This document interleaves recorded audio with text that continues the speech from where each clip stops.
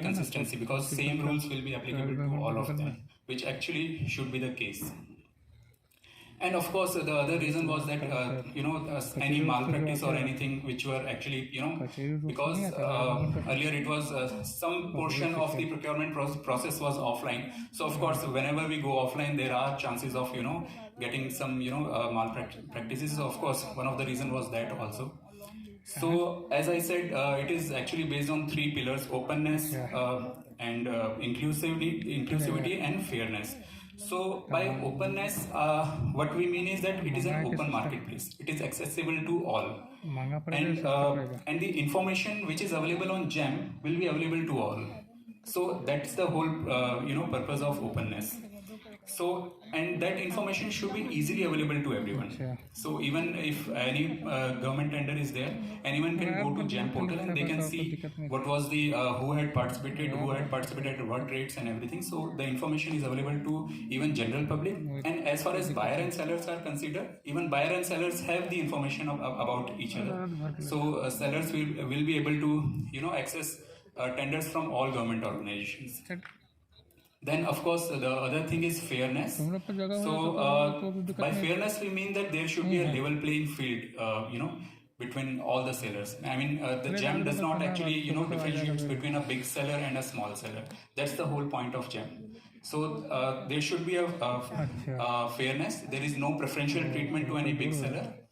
Then of course inclusiveness. So by inclusiveness we are saying we mean that all sellers are accepted. All sellers are welcome on GEM. Means it does not, any seller who wants to do business, they are welcome on GEM. And we actually want to build a robust seller this base on GEM, so that even our public procurement we can get very good and reasonable rates. If more and more sellers will come, buyers will get very good rates. So on GEM, as the GEM is actually consists of buyer and seller. These are the two entities which make up the GEM. So there are some roles defined for buyers. There are some roles defined for sellers. Buyer has also some role on GEM. Seller also has some role on GEM.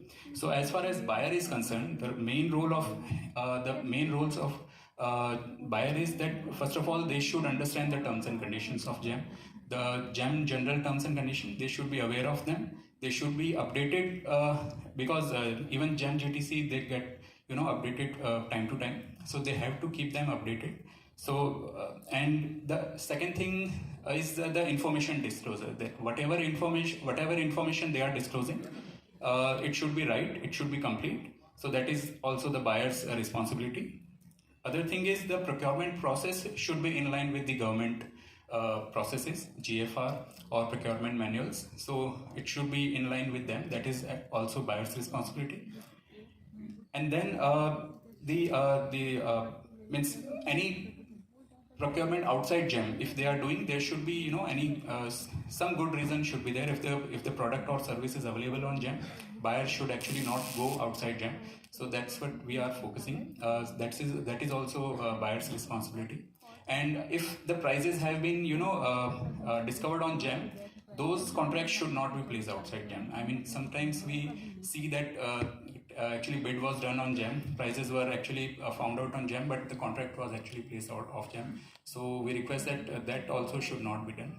So just like buyers, sellers also have some responsibility on GEM. So first two responsibilities are same, terms and conditions. Seller has to keep them themselves updated about the GEM general terms and conditions, because we see a lot of cases where sellers actually come at a later stage and then they say that we didn't knew that this was possible or this could be done. So that is actually due to the lack of awareness, and due to this lack of awareness, many times there are incidents on raised on those sellers. So we request that sellers should go through all the GEM terms and conditions and policies which are readily available on our website.